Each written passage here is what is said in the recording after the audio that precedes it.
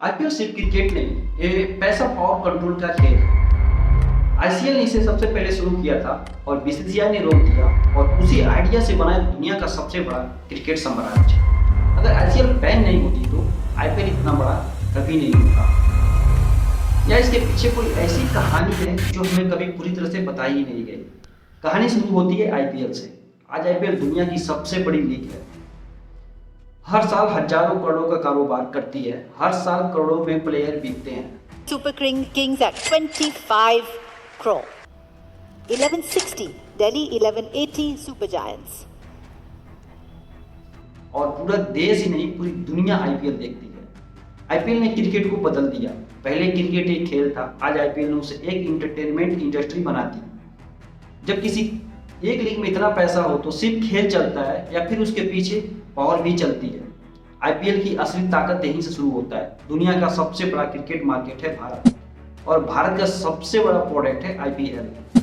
इसका मतलब साफ है, जहां पैसा होगा वहीं पावर होगी, और जहां आईपीएल है वहीं कंट्रोल है, क्योंकि आईपीएल में बहुत सारा पैसा है।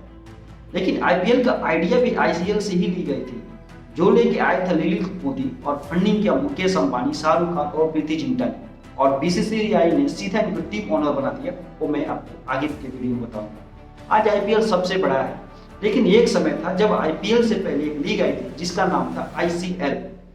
और सच ये है, आईपीएल आने के बाद आईसीएल पूरी तरह से खत्म हो जाती है, बंद हो जाती है। अब सवाल उठता है, आईसीएल में आखिर बंद क्यों हुई? साल 2007 जी ग्रुप ने एक नई क्रिकेट लॉन्च की।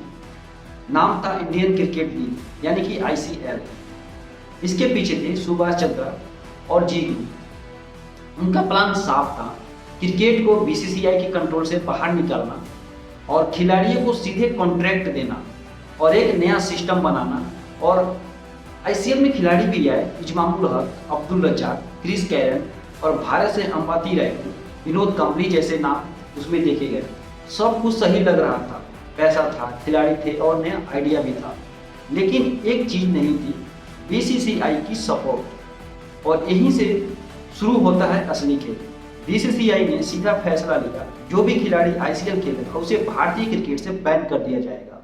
मतलब साफ था, ना टीम इंडिया में कभी वो खेलेगा लाइफ टाइम के लिए, ना घरेलू क्रिकेट कभी खेलेगा, ना कोई भविष्य में उसका कोई क्रिकेट खेलने का चांस रहेगा। अब प्लेयर्स के पास दो ऑप्शन था, आज के पैसा ले या पूरा करियर बचाए। ज्यादातर खिलाड़ियों ने बीसीसीआई को चुना, और यहीं से आईसीएल टूटने लगी और स्पॉन्सर हट गए और सपोर्ट खत्म हो गया। और 2009 तक आईसीएल पूरी तरह से खत्म हो गई। अब सवाल ये है, बीसीसीआई में इतनी ताकत आई कहां से, जो आईसीएल को पूरी तरह से बंद कर दी, बर्बाद कर दी? इसका जवाब हमें इतिहास में मिलता है। बात है 1920 की, जब भारत ब्रिटिश शासन के अधीन था। उस समय भारतीय खिलाड़ियों को अंतर्राष्ट्रीय स्तर पर खेलने के लिए इंग्लैंड से अनुमति लेनी पड़ती थी, क्योंकि भारत के पास कोई क्रिकेट बोर्ड नहीं था जिसे भारत को आईसीसी में शामिल होने का मौका मिले। और भारत को तभी मौका मिल सकता था जब भारत के पास अपनी आधिकारिक क्रिकेट संस्था मौजूद हो। फिर साल 1928 बीसीसीआई की स्थापना होती है। इसे बनाया R E grand Bowen, Anthony day मेलो ने, और फंडिंग की प्रिंसली स्टेट। उनमें से सबसे बड़ा नाम आता है महाराजा भूपेंद्र सिंह, महाराजा माधवराव सिंधिया, यशवंतराव होलकर। ये फंडिंग हुई थी 1928 से लेकर 1940 तक। और शुरुआत में सिर्फ एक क्रिकेट बोर्ड था, लेकिन धीरे धीरे भारत में क्रिकेट का क्रेज बढ़ता गया और बीसीसीआई की ताकत भी। फिर आया साल 1983, भारत ने वर्ल्ड कप जीता और क्रिकेट पूरे देश का सबसे बड़ा खेल बन गया। 1990 के बाद टीवी का दौर आया और यहीं से पैसा आना शुरू हुआ, ब्रॉडकास्टिंग से, राइट से, स्पॉन्सरशिप से बढ़ने लगा। और फिर आया आईपीएल, जिसने बीसीसीआई को दुनिया का सबसे अमीर क्रिकेट बोर्ड बना दिया। आज बीसीसीआई एक प्राइवेट बॉडी है, लेकिन उसका कंट्रोल पूरी भारतीय क्रिकेट पर है। इतना कि आईसीसी भी भारत के खिलाफ आसानी से नहीं जा सकता, और इंडियन गवर्नमेंट भी सीधे इसमें दखल नहीं दे सकती। मतलब साफ है, बीसीसीआई सिर्फ एक बोर्ड नहीं, एक पावर सेंटर है।